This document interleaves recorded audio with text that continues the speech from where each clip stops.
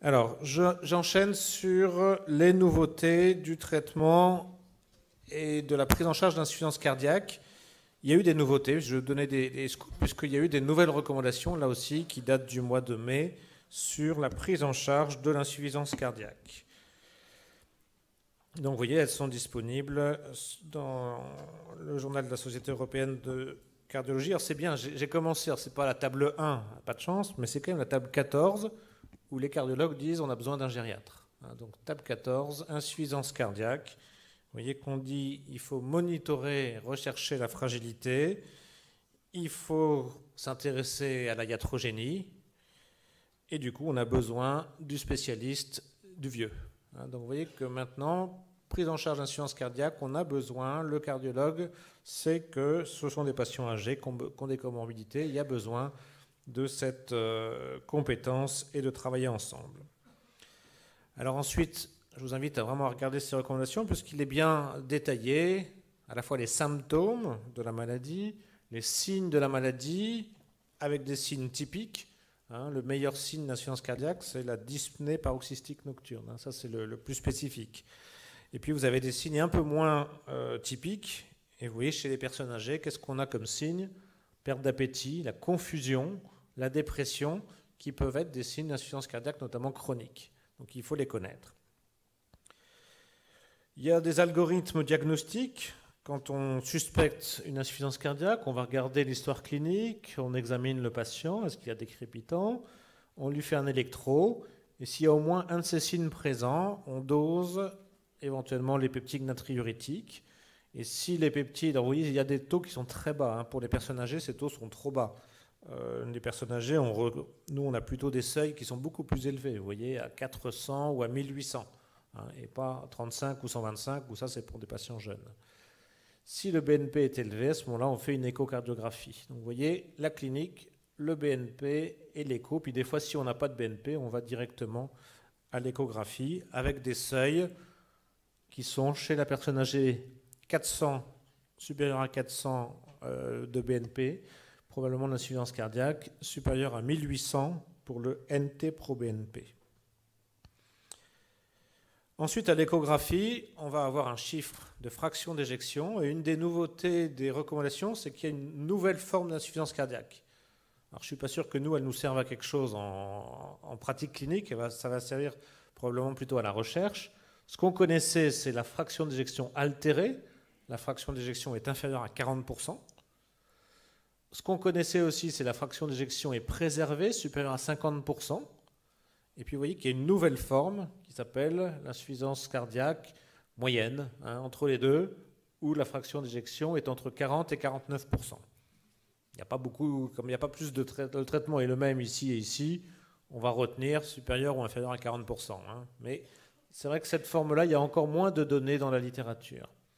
Et puis donc vous voyez que quand la fraction d'éjection est entre 40 ou 50%, on va regarder ce qu'on a vu, le peptide natriurétique, et puis d'autres critères échographiques, l'hypertrophie ventriculaire gauche, la dilatation de l'oreillette gauche, ou des critères de troubles de la fonction diastolique. Donc, quand le cardiologue rend son échographie, il y a c'est une FE altérée, c'est une FE préservée dans ses conclusions. La nouveauté, c'est la stratégie thérapeutique. Donc, chez des patients, et là on est chez des patients, fraction d'éjection altérée, donc inférieure à 40%, c'est là où il y a le plus de données. Vous savez que ces patients doivent recevoir un IEC et un bêta-bloquant. Quand c'est en vert, c'est le niveau plus fort de recommandation, la classe numéro 1. Si le patient reste symptomatique, dans les recommandations, il est proposé qu'on rajoute un anti-aldostérone, spironolactone. Est-ce que ça, c'est ce que vous faites à vos patients, vous? 85 ans. Ajoutez IEC plus aldactone. Alors là, tout à l'heure, on parlait de la déshydratation pour les AOD, mais là, ça n'a rien à voir. Là, IEC plus aldactone, il monte à 300 de créate, kaliémie à 8. Donc c'est une association qu'on fait à 60 ans, qu'on fait à 65, à 70, à 75, qu'on fait probablement jusqu'à 80, mais après 80, moi je ne le fais pas en tout cas. Ce que je fais, c'est IEC bêta-bloquant, mais je ne rajoute pas forcément l'anti-aldo chez des gens très âgés. Je vous parle de plus de 80-85 ans. La version des cardiologues est de rajouter, puisqu'ils l'ont mis en vert, mais il faut savoir que dans la vraie vie, ce n'est pas comme ça que ça se passe. Chez les gens très âgés, c'est quand même marqué, il y a une petite astérix là. S'il y a une contre-indication, on estime qu'il y a une contre-indication à rajouter de l'aldactone, on ne le rajoute pas. Et à mon avis, après 85 ans, non. Entre 80 et 85 ans, il faut à ce moment-là vraiment surveiller ionogramme, kaliémie pour ne pas faire de bêtises et faire de l'éducation, c'est-à-dire s'ils ont de la fièvre, s'ils vomissent, tout de suite arrêter pour éviter la déshydratation. La nouveauté, et c'est un traitement qui est en vert, vous voyez, donc en classe 1, c'est proposer des inhibiteurs de la néprilysine. En anglais, ça fait les ARNI, qui sont à ce moment-là chez des patients qui sont traités. S'ils restent encore symptomatiques, on va remplacer le traitement par IEC qu'on avait mis, on a mis IEC bêta-bloquant, on remplace le traitement par IEC par ces inhibiteurs de la néprilysine. Et je vais vous montrer pourquoi, parce que dans les études, ça s'est montré supérieur aux IEC chez les patients. Autre possibilité, mais vous voyez que là, la grade est de niveau 2. Si la fréquence cardiaque est supérieure à 70 et que le patient est en rythme sinusal, on peut rajouter un médicament bradycardisant, qui est l'ivabradine, le procoralan. Et puis ça, ce n'est pas tellement pour nos patients, c'est à ce moment-là, appareiller, faire de la resynchronisation, mais c'est plus pour les patients les plus jeunes et moins pour nos patients.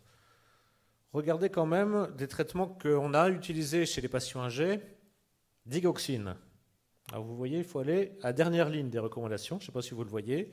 Digoxine, c'est au même niveau que la transplantation cardiaque, donc c'est vraiment très rare. On donne de moins en moins la digoxine pour l'insuffisance cardiaque.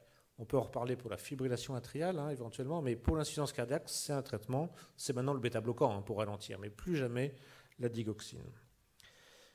Alors, qu'est-ce que c'est que ces inhibiteurs de la néprilysine? Il y a une grande étude publiée dans le New England. Le médicament, son nom, ça s'appelle du LCZ. Son nom commercial, c'est Lantresto, et c'est en fait une association de deux médicaments.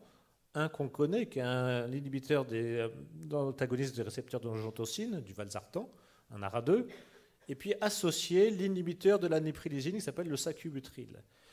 La néprilysine, à quoi ça sert? La néprilysine, c'est une enzyme qui est responsable de dégrader les facteurs natriurétiques. Donc si j'inhibe l'inhibiteur, je vais en fait favoriser les facteurs natriurétiques. Donc je favorise la natriurèse. Donc c'est un nouveau mécanisme d'action pour vasodilater, baisser la pression artérielle, jouer sur la fibrose et bien sûr augmenter la natriurèse. Donc vous voyez, vous avez une double action, à la fois bloquer le système rénine-angiotensine et augmenter la natriurèse, les facteurs natriurétiques. Les résultats d'études paradigme chez 8000 patients, dont 1500 de plus de 75 ans, eh bien, par rapport à un comparateur, qui est l'IEC, je vous ai dit, le traitement de base, c'est IEC bêta-bloquant. Eh bien, par rapport à l'IEC, ce n'est pas par rapport à du placebo, par rapport à l'IEC, sur le critère principal, vous avez moins de morts cardiovasculaires ou moins d'hospitalisation pour insuffisance cardiaque de 20%. Très significatif quand on voit le petit p, vous voyez les deux courbes qui se décalent assez précocement. Donc 20% d'hospitalisation et de morts en moins. C'était un critère combiné, quand on regarde chacun des deux critères, c'est la même chose. Vous avez 20% ici sur la mortalité cardiovasculaire et vous avez 21% de diminution des hospitalisations pour insuffisance cardiaque. On a regardé la mortalité cardiovasculaire, on peut aussi regarder, ça c'est un critère majeur, la mortalité toute cause. Vous avez 16% de mortalité toute cause en moins par rapport à l'IEC. Donc vous voyez pourquoi ça passe en grade 1 dans les recommandations. Il y a moins de morts, il y a moins d'hospitalisation pour insuffisance cardiaque et moins de mortalité cardiovasculaire. La mortalité a été évaluée. Vous voyez que vous avez moins de morts toute cause, moins de morts cardiovasculaires, moins de morts subites et moins de morts par aggravation d'insuffisance cardiaque. Et un des mécanismes, c'est cette diminution de la mort subite qu'on n'a pas avec les IEC dans toutes les études. Là, on a moins de mortalité par mort subite. Moins d'hospitalisation, vous voyez, que ce soit pour insuffisance cardiaque et même pour toutes causes confondues de façon significative. Donc, quelque chose qui nous intéresse, nous, chez nos patients âgés, c'est le nombre de passages aux urgences. Vous voyez qu'il y a significativement, vous voyez que le petit p, là, on est à 34% de réduction des passages aux urgences, que ce soit un passage, que ce soit 2 passages, que ce soit 3 passages. Il y a eu moins de passages aux urgences, donc on voit qu'on est là sur de la qualité de vie. On a joué sur la quantité de vie, avec la mortalité, la morbidité, mais là, je vais moins aux urgences, donc j'ai une meilleure qualité de vie. Vous savez que les patients insuffisants cardiaques, leur devenir, c'est quand même d'aller à l'hôpital pour des OAP de façon répétée. Alors, on a vu qu'il y avait 1563 patients de plus de 75 ans. Alors, on peut regarder 587 de plus de 80 ans et les 85 ans, 121. Il n'y a pas encore beaucoup de données, mais on va avoir des données de vraie vie qui vont arriver. Là encore, c'est la première étude qui a été publiée. Alors, on regarde quand même, puisqu'il y a un grand nombre, 1500 de plus de 75 ans, ça fait un grand nombre. On va regarder les résultats, âge inférieur ou âge supérieur à 75 ans. Et vous voyez que quand on regarde la paix d'interaction, c'est non significatif. Ça veut dire qu'on a le même bénéfice qu'on ait plus ou moins de 75 ans. On a toujours moins de mortalité cardiovasculaire ou d'hospitalisation. On peut le voir sur ce diagramme-là. Vous avez tous les âges. Le LCZ, là, l'Entresto, c'est en rouge. L'IEC est en bleu. Vous voyez, quel que soit l'âge, c'est toujours, il y en a moins du côté du LCZ. On est là sur le critère principal. Donc on peut regarder les critères secondaires. La mortalité cardiovasculaire toute seule, il y en a moins toujours, quel que soit l'âge, et donc aussi après 75 ans. Les hospitalisations pour insuffisance cardiaque, vous voyez qu'il y en a moins, quel que soit l'âge, et toujours après 75 ans. La mortalité taux de cause, c'est la même chose, donc c'est quand même intéressant. Toujours moins de mortalité avec l'Entresto par rapport à l'IEC après 75 ans. Alors, une autre façon de voir les résultats, vous avez tous les âges. Là, vous voyez, on peut regarder ici la mortalité. Vous avez de 20 ans à 100 ans. Il y a des patients de 100 ans dans l'étude, il n'y en a pas beaucoup. Et vous voyez que l'enalapril, ça serait de ce côté-là. Et là, vous avez le LCZ et vous avez toujours en dessous, quel que soit, jusqu'à 100 ans, vous avez un bénéfice du LCZ par rapport à l'IEC. Autre critère, c'est la qualité de vie. Alors, il y a eu des questionnaires de qualité de vie, et vous voyez que là encore, il y a un bénéfice qui est significatif avec, les gens sont moins essoufflés. Et je ne sais pas si vous avez commencé à le prescrire, puisqu'il est maintenant disponible dans les pharmacies hospitalières avec l'article 48. Et c'est vrai qu'on voit une diminution de la dyspnée de ces patients, l'effet natriurétique dont je vous ai parlé, lié à l'inhibiteur de la néprilésine. Alors, sur la qualité de vie, on a les mêmes courbes. Vous voyez que quel que soit l'âge, on a, avec le LCZ, une amélioration des paramètres de qualité de vie. Donc, il y a des bénéfices. Maintenant, il faut regarder les effets secondaires. L'effet secondaire qu'il faudra surveiller en gériatrie, c'est les hypotensions. Ces médicaments sont très efficaces, et comme souvent dans l'insuffisance cardiaque, quand c'est efficace, il y a une augmentation des hypotensions. Vous voyez qu'on est à 14%. Et 9% avec l'IEC, c'est significatif. Donc il va y avoir une surveillance. Quand on donne ce médicament, il faut surveiller la pression artérielle pour être sûr qu'il n'y ait pas des hypotensions sévères. Par contre, sur le plan biologique, il y a moins de complications qu'avec les IEC. Ça, c'est une bonne nouvelle. Vous voyez que ça soit pour l'augmentation de créatinine, il y en a moins, 3% contre 4,5% ici avec l'IEC. C'est significatif. Donc il y a moins d'insuffisance rénale sévère et moins d'hyperkaliémie. Vous êtes ici à 4% contre 5,6%, c'est aussi significatif. Donc vous voyez, il y a plus d'hypotension, mais il y a moins d'insuffisance rénale et d'hyperkaliémie, et ça c'est quand même très intéressant. Un des effets secondaires qui était attendu, c'était, l'atout il y en a moins, puisque ce n'est pas un IEC, c'était le risque d'angio-œdème. Les angio-œdèmes, il y avait déjà eu, si vous savez ou pas, en 2004, un inhibiteur de la néprilésine qui avait été sorti, qui s'appelait l'omapatriate, mais qui était associé à un IEC. Et quand en fait il y a ce blocage de la bradykinin, eh bien, on a une augmentation de ces œdèmes angioneurotiques qui peuvent être très graves, et le médicament n'est jamais sorti. Donc ça, c'est un vrai message, c'est quand il y a un patient qui a de l'Entresto, c'est absolument contre-indiqué de donner un IEC avec, parce que là, vous augmentez ce risque d'angio-œdème. Donc quand les patients sont sous IEC, on arrête. On attend d'ailleurs un petit peu de temps, 36 heures avant, pour que tout soit éliminé, que l'IEC soit éliminé, pour redonner à ce moment-là, introduire l'Entresto. Mais un vrai message, il ne faut pas, quand un patient sort de l'hôpital, Entresto, on dit il a oublié l'IEC, ils ont oublié l'IEC à l'hôpital, donc je rajoute l'IEC, alors qu'en fait, Entresto plus IEC, là c'est une vraie contre-indication, il y a un risque de ces fameux œdèmes. Donc dans l'étude, il n'y avait pas de différence significative entre l'IEC et l'ELCZ. Il n'y a pas eu de surcroît. Et c'est parce que c'est associé non pas à un IEC, mais au valsartan, qui est un antagoniste des récepteurs d'angiotensine 2. Dernière nouveauté, dans les recommandations de l'insuffisance cardiaque, quelque chose, je ne sais pas si vous le faites fréquemment, mais maintenant c'est dans les recommandations, un insuffisant cardiaque qui a une carence martiale va bénéficier d'une recharge en fer, et ça va améliorer sa qualité de vie et son risque de réhospitalisation. Aucun risque, vous faites une injection, et vous voyez que la définition de la carence martiale, c'est une ferritine inférieure à 100, ou alors une ferritine qui est entre 100 et 300, avec un coefficient de saturation qui va être inférieur à 20%. Et ces patients-là, on peut les recharger en fer. Et dans les études, c'est surtout du fer par voie intraveineuse, qui n'a pas les inconvénients de la mauvaise tolérance digestive qu'ont nos patients âgés. Donc vous voyez, ça c'est une recommandation que nous on aime bien en gériatrie, un traitement sans danger qui va améliorer la qualité de vie et diminuer les hospitalisations. C'est ce qui a été montré là. Vous avez sur les Y, les classes de NYHA, donc de dyspnée, l'évaluation de santé globale, et puis là, vous voyez quand même, c'est assez important, les hospitalisations, quand on a eu du placebo, quand on a eu du fer en intraveineux, 60% de réhospitalisation en moins avec le fer. 2 mots juste sur la fraction d'éjection préservée.